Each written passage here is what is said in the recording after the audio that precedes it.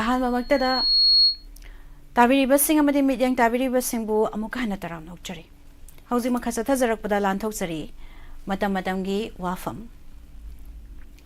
ngasi मतम मतमगी वाफम दा पुतना लाक्सरी बसी मियामगी खोलाव ताइबंग मपुगी खोलावनि हाइना लेंगाकना लौगदबनी मणिपुर की अपुनबगी शक्तम कायदनब होटनबदा लेबाक मियामना अमत्ता ओइना जुन 19 की इहौ मतमदा मांगजिल थाना चोंगथोक्तुना मणिपुर मचेत ताना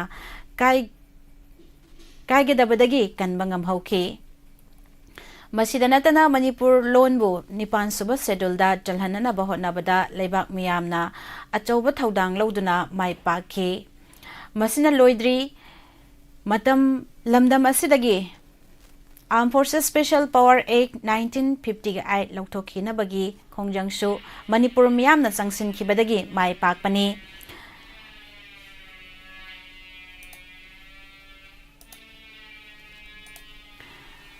अदुगा मणिपुर की सेंगलबा लाइफमलैंड कंगलादा असम राइफल्स थमजिंदुना मखोइगी खोंगु बुत मखादा खोंगने नदुना थमदुना लाखिबा दुसु लमदमसिगी थौना फरबी इमा इबेल संगना फी थोंगदना जंगसिनखिबा खोंजंग अदुना असम राइफल्स कंगलादगी लौथोकपा ngamkhibani लोइनाना Manipur inner line permit system चनहननबा होनबदसु मणिपुर मियामना लोइनाइबा लेतना अकनबा खोंजंग जंगसिनखिबदगी भारत लैंगांगना खांगबा ngamdaduna बीजेपी की लैंगाक मतम असिदा मणिपुरदा इनर लाइन परमिट सिस्टम चनहनखिबani असुमना मणिपुर की अचौबा इशू कया मतम मणिपुर लैंगाकना मिराइदुना मतम चाना थबक ओइना पांगथोकपा ngamdabadagi लेबाक मियामगी अकनबगी इहौ संगसिनबदगी माइ पाकलखिबani मदुना मणिपुर लैंगाक असि इलेक्शन की मतमदा वोटर ओइरिबा लेबाक मियामना वोट थाददुना मियामगी मिहुत खल्लगा मणिपुर लैंगाक सेमलखिबनी अदुबु अइखोइगी मियामगी मिहुत ओइरिबा एमएलए सिंगना लेबाक मियामगी खोलावबु ताइबंग मपुगी खोलावनि हाइना ताबीबा ngamdana ngasi फावबा लाकली हाइबदा हाइमनबा थोकलोय ngasi asima kuki lalholu kunga mangaga taunariba Bharat लैंगाक मणिपुर लैंगाका ताउनरिबा सस्पेंशन ऑफ ऑपरेशंस सु असि अरोइबा मतम फेब्रुआरी की कुंगा मापन असिनी शु चटनाबगी अरोइबा यौद्रिंगै मतमदा अखनबा असेंबली मिफम अमा कौदुना रोलिंग अमदी ऑपोजिशन एमएलए सिंगना शु लौथोकनबा अमत ओइना वारेप लौदुना सेंटर दा थाबियु हाइना दक्षिणदुना लाकबा अदुसु मणिपुर लैंगाकना थबक ओइना पांगथोक्तना लाखी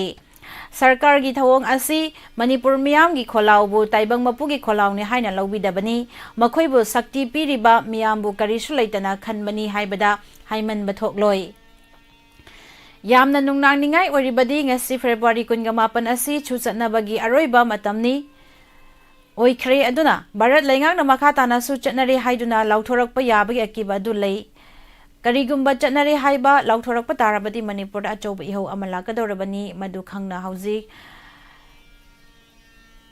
ngaprम मम्मीदा खुजिन्ना सिकपगी मतम हाइबदु थोकले मसी अइखोइगी लैंगाक लोइसिंगना थोकपनी मदुना थिनथबा तौदना हौजिक जथरिबा असेंबली मिफम अदु असिदा ngasi hayengmak asi assembly मिफम ना मखा ताना सु सांगदोकपा यारोय हाइना वारेप लौरगा सेंटर दा थाबा चोंगनी हाइबसी अइखोइगी एमएलए सिंगना खंगना थबक तोक पांगथोकपम थोई मसिनी पुचरकलिबा मतमगी वाफम मखा तारकपदा मखा ताना वाहंग हंगंदना बस सिनसी मणिपुर की तोंगान मफम कया मुक्ता चंगजफम लौदुना लैरकपा था तरा सुरकदौरिबा मराइबक थीरबा लांजेनरिबा सिंगी मियोय सिंगी थमोइदा फावरमगदा बनिंगबा काइबा अमदी निंगमदबा लोइनना मराइबक थीरबा लांजेनरिबा सिंगी पेंदबा कया मुक थमोइदा फावरकपा लैरंगनी खली ओइरखिबा सिगुंबा फिबम असि हौखिबा मे अहुम कुमजाली सिंगनी कुनगहोमदगी ngasi फावबा लेप्ट्रिबा कुकी लमहेन तुहेनबा सिंगना हौरखिबा लानी अदुगा था तरा फारकदौरबा लान असिगी चैथेंग हक्थेंगना फंगलगा अवाबा मायोकनरिबा मयुम मकै मांगताख्रबा मियाम ngasiगी matangda mathangda hauji kuki singna khulonaba chingkhong chingyada khundaриba मियाम सिंगनी मसिनतना थोकलिबा लान असिदा सिफम नाफम खंगद्रिबा अमदि लान ngakpada thawai thakraba singi imung manungna नंगहोनना अवाब कया असिना मरम ओइरगा ngasi स्टेट लैंगाक अमदि सेंटर की लैंगाकता ngasi लमदम असigi मियामना वाकत कया मुक थांगलकपा लैखिबसिंग ngasi लैंगाक अनिमकना मपुंग फाना दाबिदबा मानबा कया मुक लैबदगी लैंगाक की मफमदा मियामगी खोंजंग कया मुक जंगसिनबगी थबक पेन लेप्तबगुम तौरी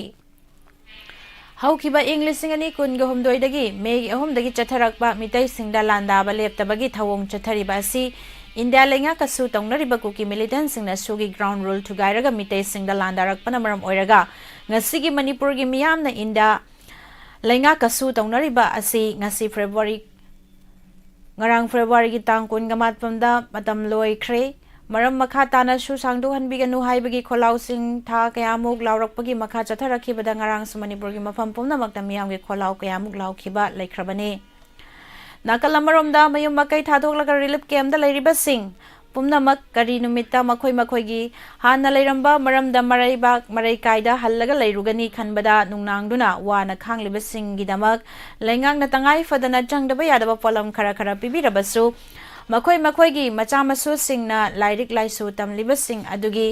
ꯋꯥꯈꯜꯗ ꯐꯥꯎꯅꯔꯝꯒꯗꯕ ꯃꯔꯨꯑꯣꯏꯅ ꯍꯧꯖꯤꯛ ꯕꯣꯔꯗ ꯑꯃꯗꯤ ꯁꯦꯀꯦꯟ ꯀꯣꯁꯦꯝ ꯂꯧꯕ ꯑꯦꯛꯖꯥꯝꯗ ꯊꯥꯔꯤꯕꯁꯤꯡ ꯄꯨꯝꯅꯃꯛꯅ ꯊꯦꯡꯅꯔꯝꯒꯗꯕ ꯈꯨꯗꯣꯡꯆꯥꯗꯕꯁꯤꯡ ꯑꯗꯨꯒꯤ ꯌꯦꯡꯂꯒ CSOꯁꯤꯡ ꯅꯠꯇ꯭ꯔꯒꯅ ꯑꯅꯛꯄꯗ ꯂꯩꯕ ꯂꯣꯀꯦꯜ ꯀ꯭ꯂꯕꯁꯤꯡꯅ ꯑꯉꯝꯕ ꯃꯇꯦꯡ ꯄꯥꯡꯕꯤ ꯄꯥꯎ ꯈꯔꯗꯤ ꯇꯥꯔꯕꯁꯨ ꯊꯣꯛꯂꯤꯕ ꯂꯥꯟ ꯑꯁꯤꯗ ꯍꯛꯊꯦꯡꯅꯅ ꯑꯋꯥꯕ ꯇꯥꯔꯕꯁꯤꯡ ꯃꯥꯌꯣꯛꯅꯔꯤꯕꯁꯤꯡ ꯂꯥꯟꯖꯦꯟꯅꯔꯤꯕꯁꯤꯡꯒꯤ ꯃꯆꯥ ꯃꯁꯨꯁꯤꯡꯅ ꯃꯍꯩ ꯃꯁꯤꯡ ꯇꯝꯕꯗ ꯑꯗꯨꯛꯀꯤ ꯃꯇꯤꯛ ꯑꯋꯥꯕ ꯃꯥꯌꯣꯛꯅꯕꯒꯤ ꯄꯥꯎꯁꯤꯡ ꯇꯥꯅꯔꯤ ꯑꯃꯕꯨ ꯑꯣꯏꯔꯣ ꯃꯌꯨꯝ ꯃꯀꯩ ꯂꯩꯇ꯭ꯔꯕ ꯆꯪꯖꯐꯝ ꯂꯧꯗꯨꯅ ꯂꯩꯔꯤꯕꯁꯤꯡꯅ ꯂꯝꯍꯦꯟ ꯇꯨꯍꯦꯟꯕ ꯀꯨꯀꯤꯁꯤꯡꯗ ꯂꯃꯟ ꯁꯤꯡꯅꯤꯡꯕꯒꯤ ꯃꯩꯆꯥꯛꯅ ꯃꯔꯝ ꯑꯣꯏꯔꯒ ꯅꯍꯥ ꯑꯣꯏꯔꯤꯕ ꯂꯥꯟꯖꯦꯟꯅꯔꯤꯕꯁꯤꯡꯅ ꯂꯥꯟ ꯊꯦꯡꯅꯅꯕ ꯆꯠꯄꯁꯤꯡ ꯀꯌꯥꯃꯨꯛ ꯌꯥꯎꯅꯔꯤꯕ ꯑꯁꯤꯕꯨ ꯀꯌꯥꯝ ꯀꯨꯏꯅ ꯏꯟꯗꯤꯌꯥ ꯂꯩꯉꯥꯛꯅ ꯌꯦꯡꯗꯨꯅ ꯂꯩꯈꯤꯒꯗꯧꯔꯤ ꯍꯥꯏꯕ ꯋꯥꯍꯪ ꯑꯁꯤꯅꯤ ꯑꯗꯨꯒ ꯏꯟꯗꯤꯌꯥꯒꯤ ꯃꯤꯌꯥꯝ ꯉꯥꯛꯅ ꯁꯦꯟꯅꯕ ꯂꯩꯔꯤꯕ ꯏꯟꯗꯤꯌꯟ ꯂꯥꯟꯃꯤꯁꯤꯡꯅ ꯊꯃꯣꯏ ꯁꯦꯡꯅ ꯃꯥꯟꯅꯕ ꯃꯤꯠꯌꯦꯡꯗ ꯂꯥꯟ ꯑꯁꯤ ꯂꯥꯛꯁꯤꯟꯗꯕꯗꯒꯤ ꯃꯤꯆꯝ ꯃꯤꯌꯥꯝꯅ ꯂꯣꯒꯤ ꯋꯥꯡꯃꯗ ꯅꯣꯡꯃꯩ ꯀꯥꯞꯂꯒ ꯂꯥꯟ ꯉꯥꯛꯄ ꯆꯪꯂꯛꯄꯅꯤ ꯍꯥꯏꯕꯁꯤ ꯏꯟꯗꯤꯌꯥ ꯂꯩꯉꯥꯛ ꯑꯃꯗꯤ ꯃꯅꯤꯄꯨꯔ ꯂꯩꯉꯥꯛꯅ ꯀꯔꯤꯒꯤ ꯈꯪꯁꯤꯟꯅꯗꯕ ꯃꯥꯟꯕꯒꯤ ꯊꯧꯑꯣꯡ ꯆꯠꯊꯕꯒꯨꯝ ꯇꯧꯔꯤꯕꯅꯣ ꯍꯥꯏꯕꯒꯤ ꯋꯥꯍꯪ ꯑꯁꯤ ꯍꯪꯕ ꯊꯥ 9 ꯍꯦꯜꯂꯕꯅꯤ ꯍꯥꯏꯕ ꯌꯥꯏ ꯃꯔꯝ ꯑꯗꯨꯅ ꯏꯟꯗꯤꯌꯥꯒꯤ ꯂꯥꯟꯃꯤ ꯃꯌꯥꯝ ꯑꯃ ꯁ꯭ꯇꯦꯠ ꯑꯁꯤꯗ ꯂꯩꯔꯒ ꯃꯊꯧ ꯃꯄꯨꯡ ꯐꯥꯅ ꯄꯥꯡꯊꯣꯛꯍꯟꯗꯕꯒꯤ ꯃꯔꯝ ꯀꯔꯤꯒꯤꯅꯣ ꯑꯁꯤꯒꯤ ꯍꯟꯗꯣꯛꯇꯨꯅ ꯃꯇꯝ ꯁꯥꯡꯅ ꯂꯩꯕꯒꯤ ꯃꯊꯛꯇ ꯃꯇꯝ ꯂꯣꯏꯔꯕꯁꯨ ꯃꯈꯥ ꯇꯥꯅ ꯁꯥꯡꯗꯣꯛꯍꯟꯒꯗꯧꯔꯤꯕ꯭ꯔꯥ ꯅꯠꯇ꯭ꯔꯒꯅ ꯁꯥꯡꯗꯣꯛꯍꯜꯂꯣꯏꯗꯧꯔꯤꯕ꯭ꯔꯥ ꯅꯠꯇ꯭ꯔꯒꯅ ꯁꯨꯒꯤ ꯒ꯭ꯔꯥꯎꯟ ꯔꯨꯜ ꯊꯨꯒꯥꯏꯔꯤꯕ ꯀꯨꯀꯤ ꯃꯤꯂꯤꯇꯦꯟꯁꯤꯡꯗ ꯀꯔꯤꯒꯤ ꯏꯟꯗꯤꯌꯥ ꯂꯩꯉꯥꯛꯅ ꯌꯦꯡꯁꯤꯜꯂꯒ ꯂꯥꯛꯁꯤꯟꯗ꯭ꯔꯤꯕꯅꯣ ꯍꯥꯏꯕꯁꯤꯒꯤ ꯄꯦꯟꯗ꯭ꯔꯕ ꯃꯤꯌꯥꯝꯒꯤ ꯈꯣꯜꯂꯥꯎ ꯁ꯭ꯇꯦꯠ ꯂꯩꯉꯥꯛ ꯑꯃꯗꯤ ꯁꯦꯟꯇ꯭ꯔꯦꯜ ꯂꯩꯉꯥꯛꯅ ꯇꯥꯗꯅ ꯀꯌꯥꯝ ꯀꯨꯏꯅ ꯂꯩꯈꯤꯒꯗꯧꯔꯤꯕꯅꯣ ꯍꯥꯏꯕꯒꯤ ꯋꯥꯍꯪ ꯑꯁꯤ ꯃꯈꯥ ꯇꯥꯅ ꯍꯪꯍꯟꯗꯅꯕ ꯏꯟꯗꯤꯌꯥ ꯂꯩꯉꯥꯛꯅ ꯊꯃꯣꯏ ꯁꯦꯡꯅ ꯑꯆꯨꯝ ꯑꯔꯥꯟ ꯊꯤꯗꯣꯛꯂꯒ ꯑꯊꯨꯕꯗ ꯂꯝꯗꯝ ꯑꯁꯤꯒꯤ ꯃꯍꯧꯁꯥꯒꯤ ꯄꯨꯟꯁꯤꯗ ꯍꯟꯖꯤꯜꯂꯛꯅꯅꯕ ꯍꯣꯠꯅꯍꯟꯅꯤꯡꯉꯤ ꯃꯈꯥ ꯇꯥꯔꯛꯄꯗ ꯏꯔꯥꯡꯁꯤꯅ ꯂꯩꯉꯥꯛꯇ ꯄꯤꯔꯛꯄ ꯆꯩꯊꯦꯡ ꯀ꯭ꯔꯣꯔ 9,000 ꯃꯥꯡꯕ ꯇꯔꯥꯏꯅ ꯂꯧꯕ ꯌꯥꯔꯣꯏ ꯏꯃꯨꯡ ꯑꯃꯗ ꯂꯩꯃꯤꯟꯅꯔꯤꯕ ꯃꯤꯑꯣꯏꯁꯤꯡ ꯑꯃꯒ ꯉꯥꯏꯍꯥꯛ ꯂꯩꯇꯅ ꯈꯟꯅꯕ ꯑꯃꯒ ꯄꯪꯁꯥꯎꯗ ꯁꯥꯎꯅꯕ ꯐꯨꯅꯕ ꯆꯩꯅꯕ ꯇꯧꯔꯕꯗꯤ ꯏꯃꯨꯡ ꯑꯗꯨ ꯀꯩꯗꯧꯅꯨꯡꯗ ꯅꯨꯡꯉꯥꯏ ꯌꯥꯏꯐꯕ ꯏꯃꯨꯡ ꯑꯣꯏꯔꯣꯏ ꯏꯃꯨꯡ ꯑꯗꯨꯗ ꯂꯩꯔꯤꯕ ꯃꯄꯥꯒ ꯃꯆꯥꯒ ꯉꯥꯏꯍꯥꯛ ꯂꯩꯇꯅ ꯈꯠꯅꯕ ꯇꯥꯔꯕꯗꯤ ꯏꯃꯨꯡ ꯑꯗꯨ ꯃꯍꯤ ꯂꯥꯡꯕ ꯏꯃꯨꯡ ꯀꯧꯅꯒꯅꯤ ꯃꯍꯤ ꯂꯥꯡꯕ ꯏꯃꯨꯡꯗꯒꯤ ꯊꯣꯔꯛꯄ ꯃꯤꯑꯣꯏ ꯑꯃꯠꯇ ꯑꯐꯕ ꯋꯥꯈꯜ ꯈꯜꯂꯣꯏ ꯈꯨꯟꯅꯥꯏ ꯑꯁꯤꯗ ꯃꯈꯣꯏꯒ ꯇꯤꯟꯅꯕ ꯌꯥꯕ ꯃꯤ ꯂꯩꯔꯣꯏ ꯃꯈꯣꯏꯕꯨ ꯃꯤꯌꯥꯝꯅ ꯊꯤꯅ ꯉꯥꯡꯅꯒꯅꯤ ꯃꯆꯥ ꯃꯁꯨ ꯋꯥꯔꯛꯄꯗ ꯃꯈꯣꯏꯒꯤ ꯃꯇꯧ ꯇꯝꯒꯅꯨ ꯍꯥꯏꯅꯔꯛꯀꯅꯤ ꯃꯤꯌꯥꯝꯒꯤ ꯋꯥꯔꯤꯅꯐꯝ ꯑꯣꯏꯔꯛꯀꯅꯤ ꯑꯗꯨꯒꯨꯝꯕ ꯏꯃꯨꯡ ꯑꯗꯨ ꯁꯨꯐꯝ ꯅꯣꯝꯐꯝ ꯈꯪꯂꯣꯏ ꯑꯃꯒ ꯃꯨꯛꯅꯔꯤꯉꯩꯗ ꯂꯥꯏꯔ ꯇꯥꯟꯅꯕꯒꯤ ꯃꯔꯝ ꯑꯣꯏꯔꯛꯀꯅꯤ ꯑꯃꯔꯣꯝꯗ ꯏꯄꯥ ꯏꯄꯨꯅ ꯍꯥꯏꯅꯕ ꯂꯩ ꯆꯥꯔꯕꯁꯨ ꯆꯥꯗ꯭ꯔꯕꯁꯨ ꯏꯪꯅ ꯇꯞꯅ ꯄꯥꯟꯕ ꯅꯨꯡꯉꯥꯏ ꯌꯥꯏꯐꯕ ꯏꯃꯨꯡꯗ ꯂꯟꯒꯤ ꯂꯥꯏꯔꯦꯝꯕꯤꯅ ꯆꯪꯉꯤ ꯍꯥꯏꯅꯔꯤꯕꯅꯤ ꯂꯥꯏꯔꯖꯔꯕꯁꯨ ꯆꯔꯥ ꯅꯥꯃꯇ ꯆꯥꯖꯔꯕꯁꯨ ꯏꯃꯨꯡ ꯑꯗꯨꯗ ꯂꯩꯔꯤꯕ ꯃꯤꯄꯨꯝ ꯈꯨꯗꯤꯡꯃꯛ ꯑꯃꯒ ꯅꯨꯡꯁꯤ ꯆꯥꯟꯅꯅ ꯂꯩꯃꯤꯟꯅꯔꯕ ꯊꯣꯡ ꯃꯥꯟꯅꯕꯁꯨ ꯅꯣꯝꯂꯕꯗꯤ ꯅꯣꯡꯃ ꯅꯠꯇ꯭ꯔꯒ ꯅꯣꯡꯃꯗꯤ ꯁꯣꯏꯗꯅ ꯏꯃꯨꯡ ꯑꯗꯨ ꯋꯥꯠꯇ ꯄꯥꯗꯕ ꯏꯃꯨꯡ ꯑꯣꯏꯔꯛꯀꯅꯤ ꯑꯗꯨꯒꯨꯝꯕ ꯏꯃꯨꯡ ꯑꯗꯨꯗꯒꯤ ꯊꯣꯔꯛꯄ ꯃꯤꯑꯣꯏꯁꯤꯡ ꯑꯗꯨ ꯀꯩꯔꯣꯏ ꯂꯩꯀꯥꯏꯅ ꯏꯀꯥꯏ ꯈꯨꯝꯅꯒꯅꯤ ꯃꯈꯣꯏꯒꯤ ꯃꯇꯧ ꯇꯝꯖꯧ ꯍꯥꯏꯅ ꯃꯤꯌꯥꯝꯅ ꯋꯥꯔꯤꯅꯒꯅꯤ ꯀꯅꯥꯒꯨꯝꯕꯅ ꯑꯗꯨꯒꯨꯝꯕ इमुंगी मियोइगा तिन्ननिंगनी अफबा हाइबसिदी हिरम खुदिंगमक्ता मांजिल थाना चटकनी खुनाइगी ओइना येंगबा तारबसु मुक्नबना थल्लबा खुनाइ अमल कैदौंगैदा मांगलोमदा चंगसिनबा ngamloi सेल थुंगी फिबमदा चाउना चैथेंग सोइदना नंगलमगनी मियाम सुफम नोमफम खंगदना लाइरा तानबगी मरम ओइगनी वाफम असि मणिपुर खुनाइ असिदा पानसिंदुना येंगबा तारबसु हौजिक मे अहुमदगी लमदम असिदा थोकलिबा इरांग असिना लैंगाक असिदा अचौबा चैथेंग अमा पीरे हाइबसिदी तसेंग तसेंगना खंगले Hauzik Sathariba Manipur Legislative Assembly Mifam Asigi Hauba Numita Finance Minister Gifam Puriba Chief Minister Nongthom Birena House that Hamki Wapham Mayak Sena Pankiba Aduni Tatara Fazil Laglaba Irang Asina State Asigi Law Amasung Order the Natana Sale Tungi Pibam the Susauna Chaiting Nangle Chief Minister na Nongthom Birena Manipur Assembly da Phongdo Kiba Wapham Ase Taraina Loba Chumloi Manipur di Masagi Resource Lejadaba Apikpa State Ama Oibana Center dagi Tanglaba Tanglaga Hingli Bani Lengakna State Resource Lakpa Yaba Lambi Sing Tiduna Akan Batabak Lokot Pahotnari Resource Yang Lagi State Asida Hana Ating Batam Lamba Yuyon Bagi Ating Bapauba Lautokuna Madudagi Phongwalakpa Taxing Aduna State Asigi Resource Ta Hengalangna Bahonari Bani Asigumba Kongtang Kaya Lengakna Lokot Chingagi Jairak Asida State Asida Thokliba Irang Asina Maram Oiraga Jenba Senba Jahi Asida Tax Kaktada Lupa Crore Sanipan Lo Manglagani Haina Pariba Asida Taraina Loba Chumloi State Asida Mapungoina Hauzik Lakliba Si Mapalam Dagi Pot Chay Pusilak Padagi Goods and Services Tax Amasung Petroleum Ki Pothok na Chingba Pusilak Pagi Value Added Tax Sing na Singba Kaya Asidagi Laklibani Adubu Irang Asina Maram Moiraga State Asida Hiram Kuding Makta Maning Hanbagi Fibam Dalakli May ahom dagi Irang Hek Haurak Padagi Haunanga Si Pauba Semga Chagat Pagi Tabak Sing Chap Leptana Lady Impal Manung Dalambi Tong Kara Sembanatana Chingi Lamdama Sung Infal dagi Haido Kibam from Singda Chaukatarangi Tabak Pum Namak Chap Leptana Lady Irang Asina Maram Moiraga Lalon Itik Tauba Miyam Gino Magitaw Pam Tokpa Taugai Kayada Chauna Apan Batok Panamaram Oiraga Mapung Pana Tabak Tauba Ngamdana Lady Lalon Itiki Tabak Mapung Pana Pangtopa Ngamdrabada Selgi Kongchet Asikai Tarakadoribani Amarom da State Asida Hauzik Komgat Liba Tax Kishan Pam Kara Asishu Irang Asina Sogalaba Miyang Mateng Pang Nabahonabada Amasung Irang Lakshina Nabahonabada Mapandagi Lakliba Ahenba Security Kaya Asigi Damak Ahenba Senpam Soidanamaki Season Daba Yaroi Matang Asida Panjaning Badi Langak na Irang Asigi Chaiteng Nang Lehay Duna Tumin na Laitok pa Chumloi State Asida Maning Halaga Sat Kidana Bagidamak Lokat Payaba Kongtang Kaya Matam Lairingayda Lokat Pa Loinana Togli ba Irang Asi Atuba Matamda Lushanana ba Hona Bagitangay Fodabalay Kut Tarba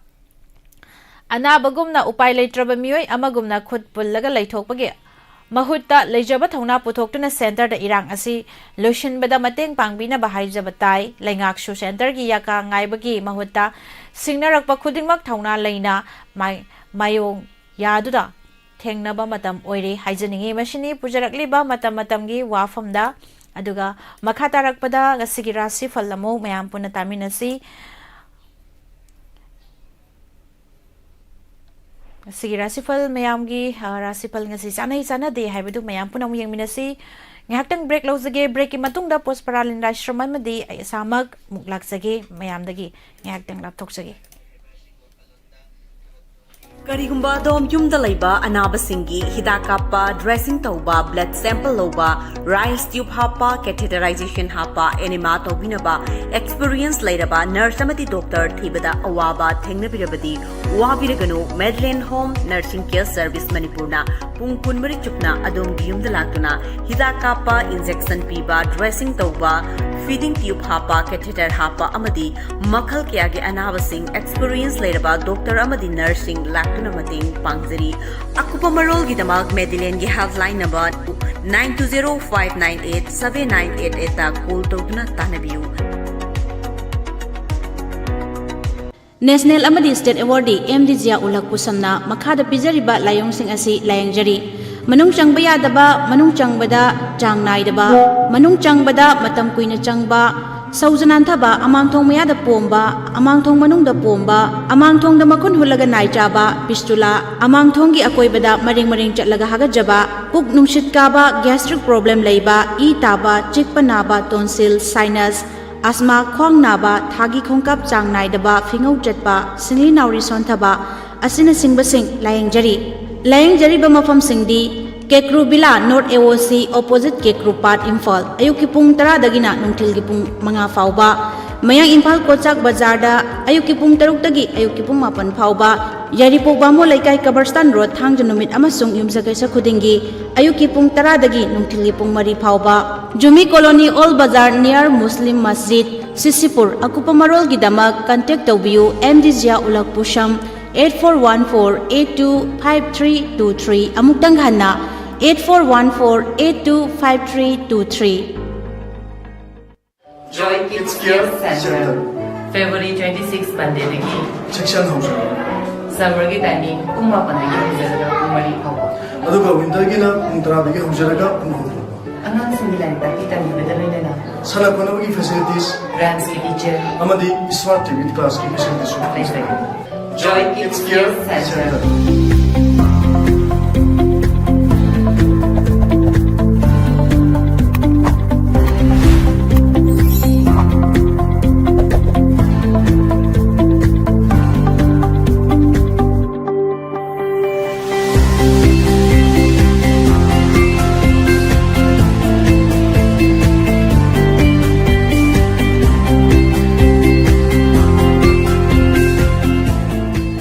Joy Kids Care Center.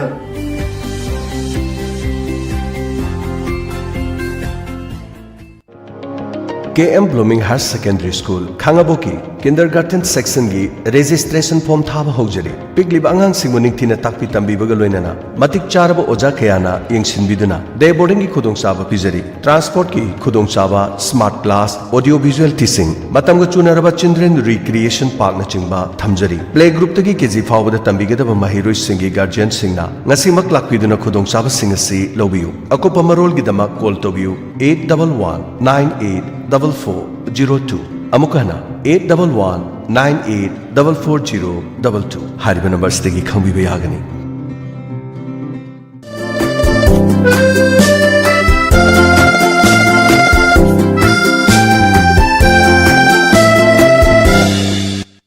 Imphal West District ki Ningthemcha Karongda laiba Holistic Vista Substance Use Disorders Treatment Center na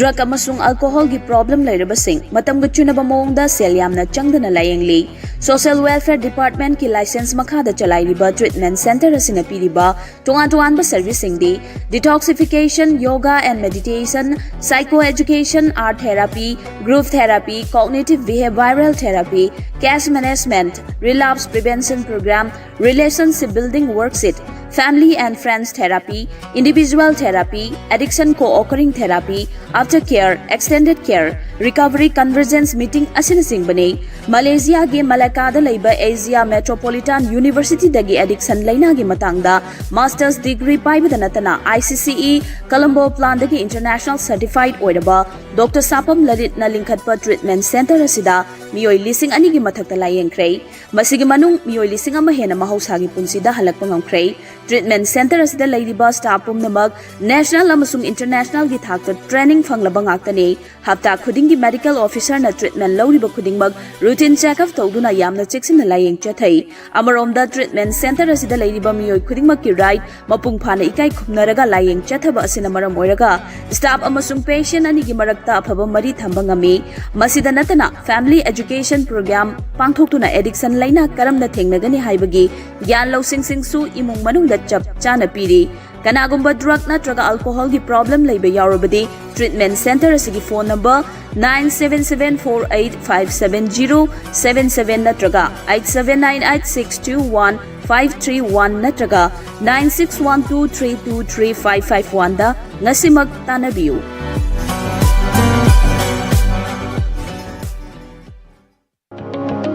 Admission Hangdukchare Pre-Primary Teachers Training Institute Malom Tuliaima Kongba Thongmachala Nawa Sindamko Mafam asida English, Hindi, Maitai Mayek, Yoga, Rhymes, Computer, Psychology, Method of Teaching, Drawing, Art and Craft, Loinana, Storytelling 90% job opportunity Phanglagadaba Nawa Sindamko Akupa Marol Gidama 8794 782217 Loinana 8837 483 810 Hariba number singasite call toroga tanabiu ngasi ma unabiu Pre-Primary Teachers Training Institute ama oriba nawasinam kona Base kaya mathang chathajarakpada anoba base kidama ngasi mak anoba hangdukchere nawasinam kon Pre Primary Teachers Training Institute Malom Tuliyama Kongba Thongmacha Lengsin Biraksi Life Care Diagnostic Center Wangjing Lamding Bazar Thawal District Manipur near National Highway 102 Lamding Sharapur Road EE Ground Life Care Diagnostic Center asigi khudong saba singdi mafam asida specialist doctor sing legani ahanbada general medicine BP diabetes thyroid joint pain depression asina chingbagi ani subagi oina gynecologist haibadi nupi singi oiba anaba singi ahum subada surgery haibadi gallbladder nung leiba pile appendix asina chingba case singi tanaba yagani mari subada ENT nakong naton amadi khanauga mari leinaba leina singi damukta tanabiba yagani manga subada dermatologist haibadi skin medical and cosmetic haibadi samru lokthokpa amadi mahing kohonba PRP tauba kuchung ngauthonba amadi atayati skin ga mari leinaba leina singi tanaba yagani kuchung ngauthonba glutathione amadi vitamin C kapning sing lerabadi offer de lupa lising amaga chonga da kapiba yagani masita natana life care diagnostic center asida makhal makha kayagi blood test urine stool sputum ECG asina singba test ki khudong chaba kya marum leizari January 2024 thagi oina 10% discount pizari home blood collection ki khudong chabasu leizari clinical laboratory ki test khudima 24/7 service leizari hen akopa marol gi dama call tobiu 7053788820 loinana 9366059883 lengsin biro Life Care Diagnostic Center Wangjing Lamding Bazar Thawal District Manipur near National Highway 102 Lamding Sharapur Road EE Ground Yaifabi Eye Care ki sahi mari subagi anniversary lakpaga loinana miyam gi damta offer feature mid lying bagi OPD free oijagani amadi frame da 50% amadi lens da 30% gi khudong chaba pizari loinana Yaifabi Eye Care ki brand sing Yaifabi Eye Care Khangabok Bazar opposite SBI ATM ani subada Yaifabi Eye Care Lamsang Bazar ahum subada Sur Hospital Kaching Lamkhai branch akopa marol gi dama call tobiu 73959 57341 73959 Yaifabi Eye Care gi tonga branch ahum da thamjariba khudong chaba sing asi miyamna lobiu Lengsin Biro Yaipokpa The Rehabilitation and Child Care Center Kwakachal Akam Lekai Imphal West Manipur Drug Natragayu Alcohol Addiction Amadi Mental Disorders Pungning Wakal gi Laina Sing Laying Jari Hariba Mafam asida laying liba Pungning Wakal Mental Disorders kina Depression Anxiety Bipolar Disorder Schizophrenia Amadi Atay Psychotic Disorder Sing Tonga na Pungning Wakal ga Mari Lainaba Laina Sing Amasung Nisadigi Oirakpa Pungning Wakal ga Mari Lainaba Laina Sing Experience Lairaba Doctor Amadi Staff Sing na Kupna 24/7 CCTV camera da monitor tawraga laying jari drug addiction amadi you alcohol addiction problem singsu laying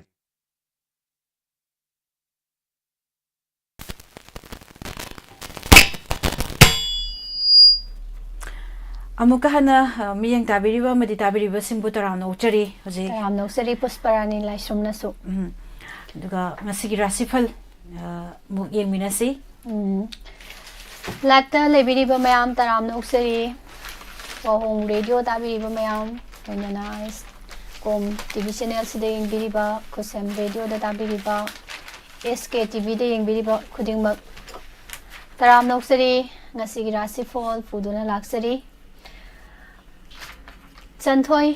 Jit Salam Iche Chaubi Hijam Sanatom Bisanasam good morning Taram Nokchari Dia Naurem Ibung MD Said Khan Jema Bem Nene Somala Taram Nokchari Ima Sanatombi Sur all round good morning Mani Chandra Moirangsa good morning Taram Nokchari Ima Saki Yumnam Nene Thoibi Waikhom Loinana Gita Devi Kuire Gita se ukidaba good morning Taram Nokchari Live the Marjia se lithadana lehore Marjia Taram Nokchari Mayam punang asigi rasi phal da kari hari amuk yengminar se hojikti Mayamna Leizariba contact number 7005-707-808 da call taubira aga tahawdaba isagi rasi phal tabining bagi apamba laibira su call taubira aga dum khangminaba yagani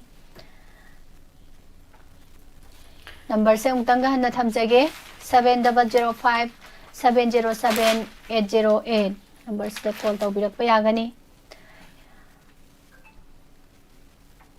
ꯊꯥꯒꯠꯆꯔꯤ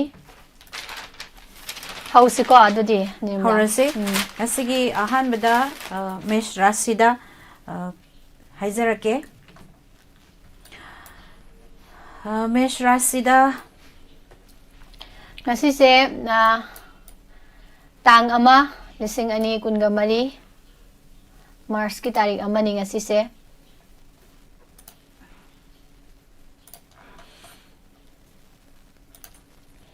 ꯑꯗꯨꯒ ꯉꯁꯤꯒꯤ ꯑꯍꯥꯟꯕ ꯃꯦꯁ ꯔꯥꯁꯤ ꯑꯝꯇ ꯌꯦꯡꯁꯤ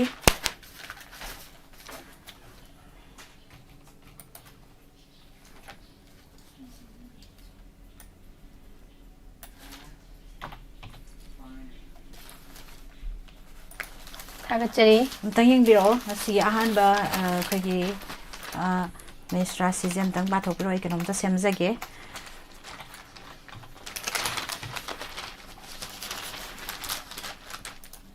ꯊꯥꯒꯠꯆꯔꯤ ꯃꯌꯥꯝ ꯄꯨꯝꯅꯃꯛ ꯑꯗꯨꯒ ꯁꯤꯒꯤ ꯑꯍꯥꯟꯕ ꯃꯦꯁ ꯔꯥꯁꯤꯗ ꯆꯤꯡꯅꯗꯅ ꯊꯧꯅꯥ ꯐꯨꯗꯣꯛꯅ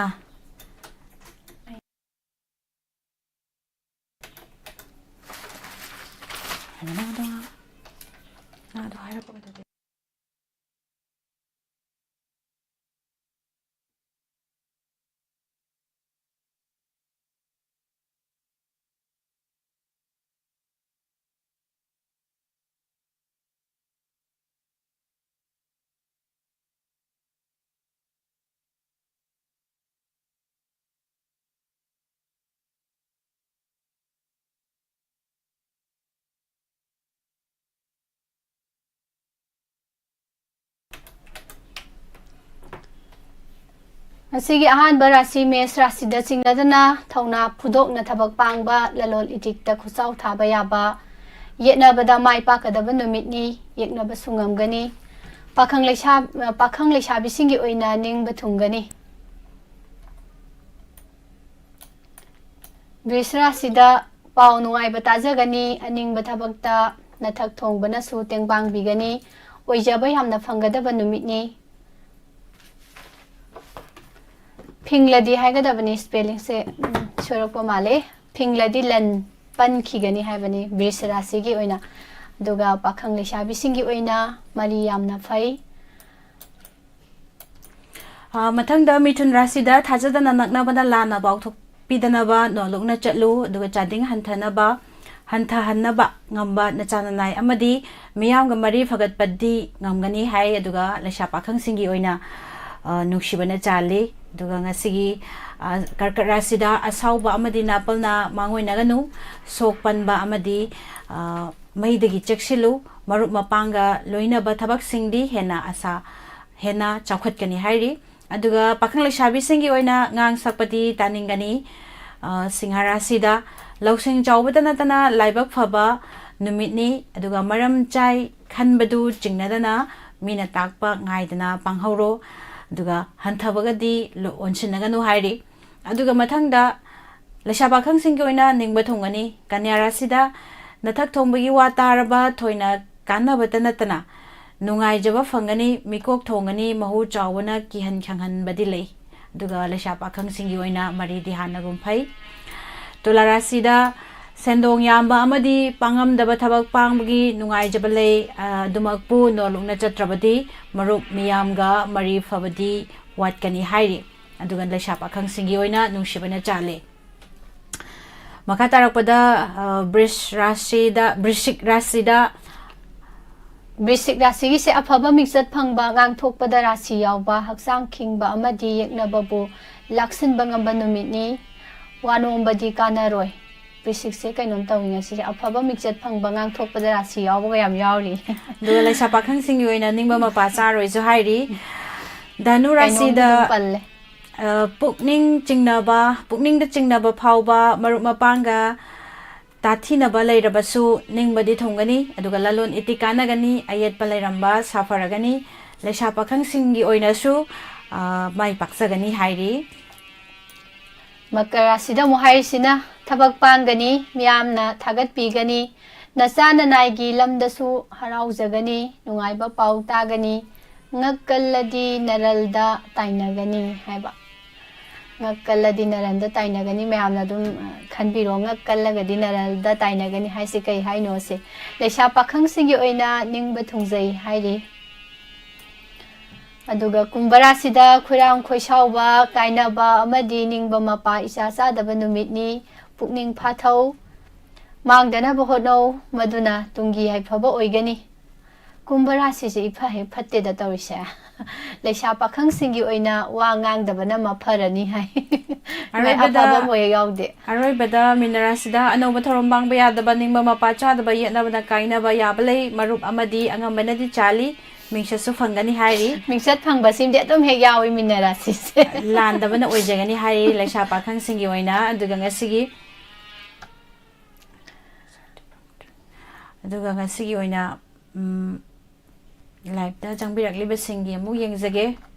aduga khogi call number hangdoktuna leijare nok toira kap toira gyan ta de haisini chanthoi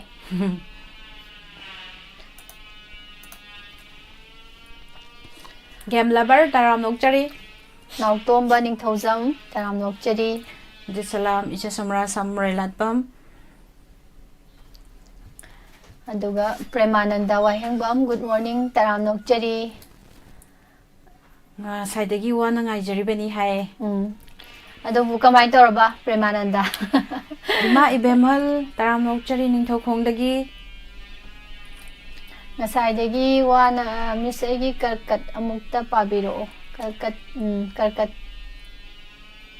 karkat pajage Rashi se khoigi atop atopa khoi oja singi oja panji singi atop atopa dum hapta amagi dum rashi se dum keno tawe ado adum khara manai hai tare aduna khara hena keno tawbasi lokhat pani atopa da sudum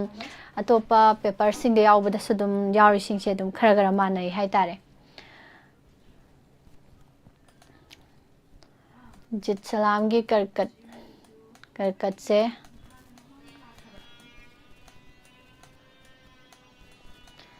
asauba amadi napal na mangoi naganu sokpanba amadi maidagi seksillu marup mapanga loinaba thabak singdi hena chawkhatkani duga pakhang leisabi gidi ngang sakpadi taningani haibani asauba amadi napal na mangoi naganu haibani yam saugatpa phingatpa duga napal ga tawba ai mangai ga na chatpasi mangasi gi oina khara thadok pigro karkat rasi gini ko duga sokpanba yaba lei haiduineba sokpanba amadi maidagi seksillu haise duga marup mapang loinaba thabak singdi hena chawkhatkani haibani marup mapang pullaga thabak tawminaba thabak singga leiragadi chawkhatkani haibibani pakhang leisabi gi se ngang sakpadi taningani hai teidi gangdi ngang sakpa khatar khangdi tabiduisi Maxon Wangkem good morning taram nok cheri che asarani konthaujam good morning che ukidaba kuire ni che se Jamson Okram Tulara si se adum phajade MR Prem aisu yengja gedana haibire yengbiu daw kamai lei MR Prem gise kari rasino marup Abinash Brisik loigrabo haibire miss satpa yadre jit khara dum chana bo oiradi buko hairei singse dum khara ngak na satpiba taram nokcheri malem nganbi nongmai them duga bris amukta pabiro singhara sigisu haure singha brisik bris Tula na Amarjit Jones taram nokcheri good morning kasan yengsiko amu maya rasi amu yengsiko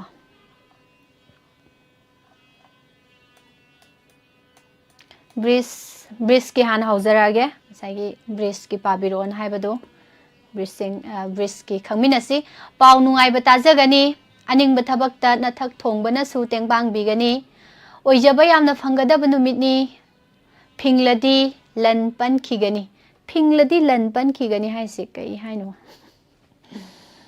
खरा Luna थोए मसीमा फिंगलदी लन पनखिगनी हाइसे करम्बा थबकता फिंगगा लनसे पनगदुइनो पाखंग लेसाबिगी ओइना मरी यामना फै हाइए brace किसे अदुगा साइगे मथंगसे सिंहराशिगी मुयेंगसी मया सिंहराशिगी से लौसिंग चावबदा नतना लाइबक फब नुमितनी मरम चाइ खनबदु चिंगनदना मीना ताकपा गाइदना पांगहौरो हंथबगदी ओनसिनगनु सिदे हाइमंद्रा मिदी हंथबदा मतेंग पांगो हाइनरिबने दो ओजा पांजिगी सिदे हंथबगदी माइ ओनसिनगनु येंगसिसे बेरानी सिंहराशि से दुगा पाखंग लेसाबी सिंगी ओइना सु निंगबा थुंगनी हाय सिंहराशि से ngасidi adum phare duga domona oinamgi mithun rasi pabiu hai paragraph mithun se mithun lokhachage thajadana naknabana lana pauthok pidana ba nolungna chatlu sading hanthan bangamba nachana nai amadi miyamga mari fagatpati ngamgani hai pakhang lesabi singi se nungsibana chale hai nungsibana chale thajadana naknabana lana pauthok pidana ba nolukna chatlu hai bane ngасidi yam tona layu haibaga chama hoi yam tona layu haibaga chama nei mithun rasi se aduga sading hantha hanba ngamba nachana nai amadi miyamga mari phagat padi ngamgani ngahangai toroma sading dagi ngasidi khara handharani mane aduga nachana nai amadi miyamga mari su phagat kani habani miyam hek loina ror so hek nungai nungai harau harau he loina ba numito ngasi oidoine ba adu mathang se tulamu yengjage सेंदोंग याम्बा अमदी पांगमदब थबक पांगबगी नुंगाइजब लई अदुमकपु नोलुकना चत्रदी मरुप मियांग मरी फबदी वाटकनी याम तेंतकना हाय याम तेंतकपा ओइरगसु मनुंग हुदना थिजिनबा याबा मतांगनी सेंदोंग याम्बा अमदी पांगमदब थबक पांगबगी नुंगाइजब लई अदुमकपु नोलुकना चत्रदी मरुप मियांग मरी फबदी वाटकनी हायबनी no Mr. Prem gi se kanya se pabiro hai kanya su pa se duga hojiki tula gi se pakhang lesabi gi oina nungsibana chanbi hai aduga Mr. Prem gi ne kanya se thabak nathak thongbagi wa taraba thoina kana batana tana nungai jaba fangani aduga mikok thongani mahu chawbana kian khanghan badi lei hai loi phare kanya se ngasi de aduga mahu chawbana kihan khanghan duise mahu chawba se hui hodong dei lingumba hoi ta so kihan khangan ba lei ai je chexilu ko mi hojikta pathokre kajiden mi gi yum da sangbada gane kachin ko ya hana yengu kai gi ra khanda hui hojiti hui su sathi biam lei de ko German Shepherd adegi kari Labrador kan yam lei khangau dana hui slang paisala adi khapre khangduine ba khoi de hena chawba hui bok lei re hai tare ado kol ama la elo khachi lokachage kol se amasu tawbira bamne du thambira me hello hello tajare hello ai thora ni sania ne sania gi rasido ka ni da ta hautre baba karkat se hojik ada so hai gibda ngai ni adu yengsi ko asauba amadi napal na mangoi naganu sok panba amadi maidagi cheksillu marup mapanga loina ba thabak singdi hena chawkhat kani pakhang leisabi singi oina ngang sakpadi taningani haibani sania no magi kharga sumta base sanya kana bro rasi fall sibo manaba ayamana sundari imada ayamana dum manai buko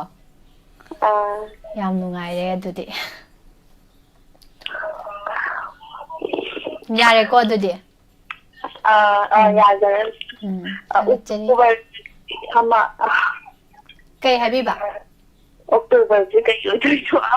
October se octopus octopus pu yawbro Koi je nuti. Tadaba.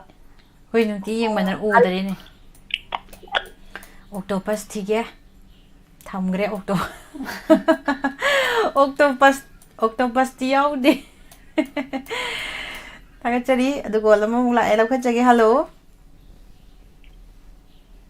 hello call se tana dre Madam mo kije hello. oh Tazare. tazare Rasibon pathiro. oh rasifol pat Rasifol yengim ne. Ai di yeng odudi. Ai je rasibon je basic graphy. Brisik rasi ne buko. Brisik se pa ge ro chika thamang da thang to thamam ne do ming le phom ta khamja hoge wari saba no ngai na ba. Ai mi je. Inam se mara ke tha thai. Iche sana thu se kui re khonjel se ta thengna gi da buko. No? oh tazari basic rasi je haizara ge tabibra Tai. Brisik ki tami nasi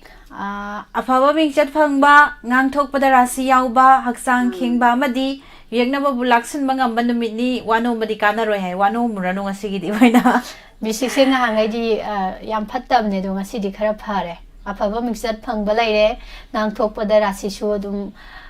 zadum yaurani haksang khingba madi yeknaba bu laksin bangam banumit ni hai loi yeknaba bu laksin bangam ba aduga haksang Haksang su sana bo ki phange sana ka yo khat lo re. ya phare dudi adu wano badi kana roi hai ko wanom thongno basima tawbiro nu ngasidi Yumda dum lai da ka thokte da. wanom ba hai badi wanom ba singba wari myam lai rakadoini ko wanom ba na ai thabak si ma happy oi selfie ge hai ba nataba khogi sigi de sambanjim ta khabiramu andigi sijim ta khaibiramu sim ta khokpiramu hai ba sisu wano ba ka oiba kawe adune ado kanam ta da haibra no sine si kamai tawge da hana wanom tho uraba aduga kona mangjaduine ba hana tawhalaga kona adugi tawmandu pibo edi phaba du natabida kwam jawse kwam leibige se adon ta tawmina je ga haibdo tawro no kari haibiba Hello. oh tazari kari haibiba haibiro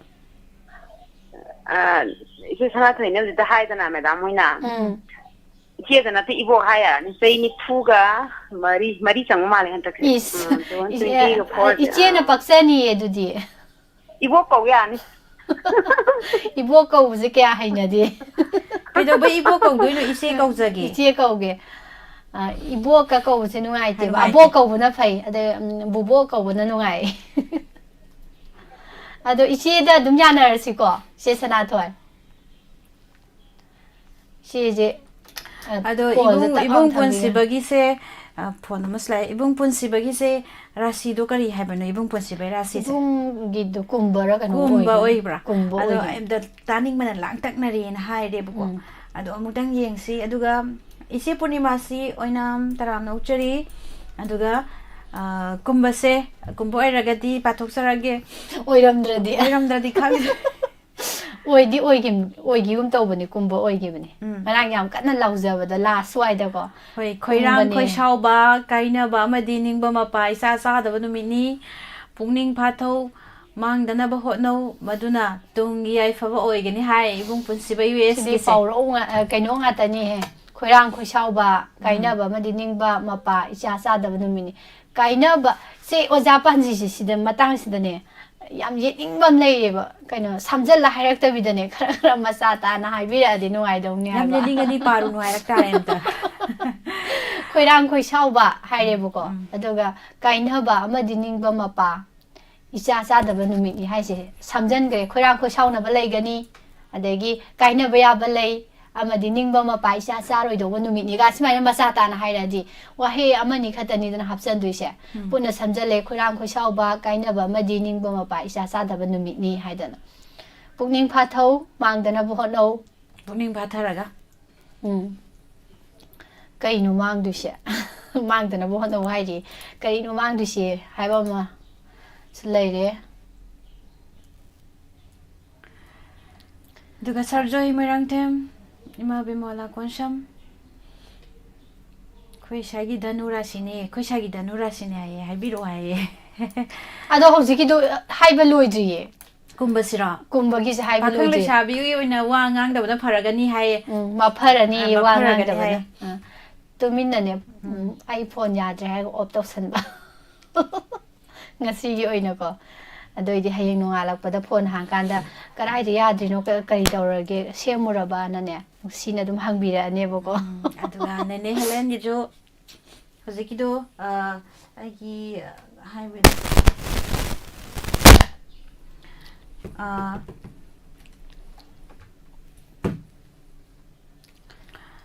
Nene Helen gi karam rasi Mithun rasi ne hai aduga aina hoje haibi akhoi sai gi rasi haibidu adudu Hoi ado call se yam kuira de ong thamgrani amta lokhat cha hogi ko haiphet yengbiu ko Hello Hello. Hello taram nok cheri Thar Miss Anina Patti. I think I think I will try having it. phone tawraga de haidori bani adu ko kai to ore ko ngai ni Adune phone to was kai mandana ya da taning na phone to ni. Ado hojikti wari se hauramni na ikai bado ngahak thadok piro Oh, Miss Adu Tabagi Hajaragi Adu. I see Miss Adum Likpara Sine Danu to Miss. Danu rasi danu se hojikata sahara ki maliko adune danu ni haibadu ai gi sai gi su danu ni haibadu mangra baba mangre comment mangre Miss Lim la se nga kaino comment thi ngai da kaino taw le la su le Adune Miss Aina phone to was ikai mandana mingon dagi phone wairaga I Danu Zem Tahibir on Highway, I do Habiratava. adudi ma haiba dare Sagi phone da gi tarok padi kai da na mingon da gi wai ga tarok Oh, me is high for the Haitar. adudi pa charage mobile am di pai ba natro Oh, can I know Kuyabado? oh adu suga de su mobile phone ne kai sam kai de ado sumai tawrase hojiki do mithun haibana danu ni danu Danu, I will. ko kaloi ngaure pajarage ko Hoi, pukning de chingnaba phauba marup mapanga tathina leirasu ningbadi thungani lalon itikana gani ayat pa leiramba safaragani kai yu ngasi dawa su am jaba nu misde ikai lerami si kamai toija pakhang le shabi gi oina sumai paksel gani na su am phajana ngasi gi di kaino leire danu rasi se pukning de chingnaba phauba marup mapanga tathina leirasu ningbadi thungani haibani Singna khara duk leira su maru mapanga khara nungai da ba hek leira ga su ningba dudi thungani haibani aduga lalod itik sukana gani hai ayet pa leiramba sapharani isagi oiba lalol itik tawba ya ba leitraga su maru mapangi da ngasigi di khara dum satmin khotmin na ba tawraga dum kana ba khara lawba dum yai Rashi se taro bodagi kai dom tawre sar se No, oh, Miss Nuaja Haitar. Ado ikai ba se no mai kharaga sum thadok si ko Hoi. Haujikti ikai ba se kaishu kanadre ikai thigan ba haise The Miss can was a loan the thing that was the call. Hangaga wari chana was it. phone dan hai tare adudi phone gi line na ni ado YouTube ta singkhalaga ko ta ba ka su ado ngai ko ikai ngai da ming haira moi dore ming leifam nom ta hai bi do Miss Ai Mahendra Wang Kimsa. oh ngai ge hai da ba wa hai khara nga sidi hai bi yam nungai sar wang kemcha Adune Miss Ai mangi power. Ngasi mangi pau tambidri sar wang kemcha gi Miss Ai mangi ngang nungdang di kan sing da sing mai da salame soro bang tiklang mane na khalaga ado ising akoi lambi sing je yam phatre na sing mai da un chat leirame khong di thang ba dum thokpra adum mathak da dum chatle mathak da dum sorok ne na khalaga dum chale lang tiklang na I did London boy winning with Lotak but me. I jumped to setting either among the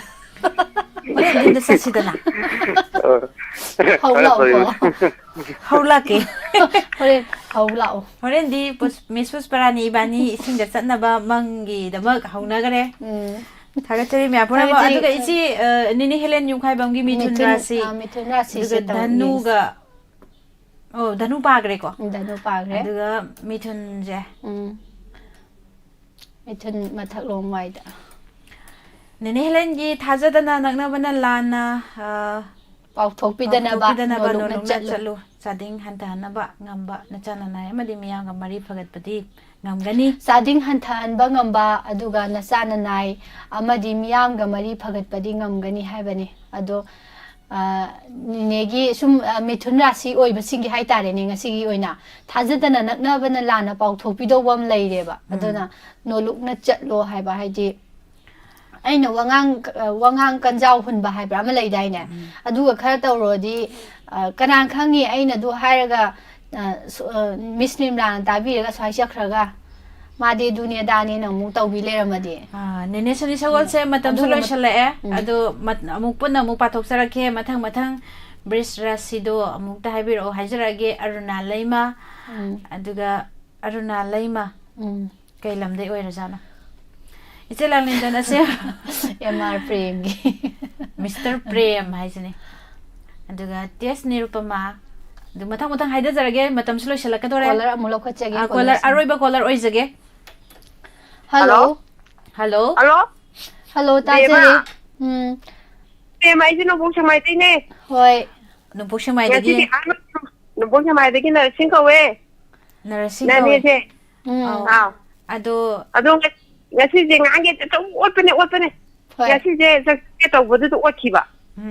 Ala sa ge to mane bai je. Ado Kara uti to. Ada ai gi sing hane ba. Sing ado ai je doctor sa lo bodu ki taja hudre ba. Hoi. Yengsi hanjarage amu hanjage aduga singage haijarage ko lausing chawba tana laibak phaba numit ni maram chai khanbadu jingnadana mina tak pangai dana panghauro hanthabagadi onsinaganu hai lausing yam laiba laibak phaba numit ni ngasi se lausing se mathanta ko pangthok taga tholak pai tare ne aduga hanthabagadi loina ganu hai ado maram chai khanbadu aina tauge simadi aina taurage taubai aina gana khanba sima singnadana dum pangthok piro mina ga tak pangai dana mina ga ta aga taubadu di mina mana laugi duini dana aina ta tauri ne na ado mina ga ta hallanu haibani ngasi se aduga ningba thongani hai pakha ngasi se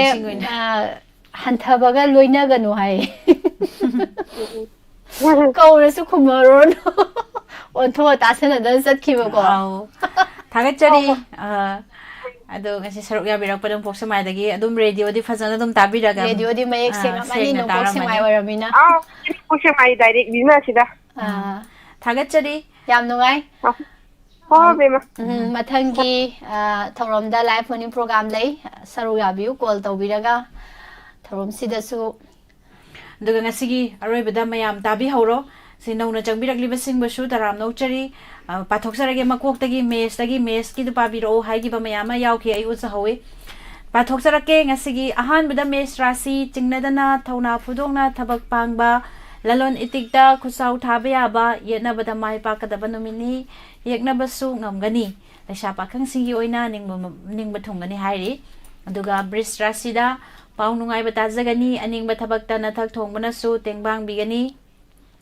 oijaba yamna phanggadaba numini phangladi lan pankhini hai phingladi ngasai spelling soi phingladi lan pankhini hai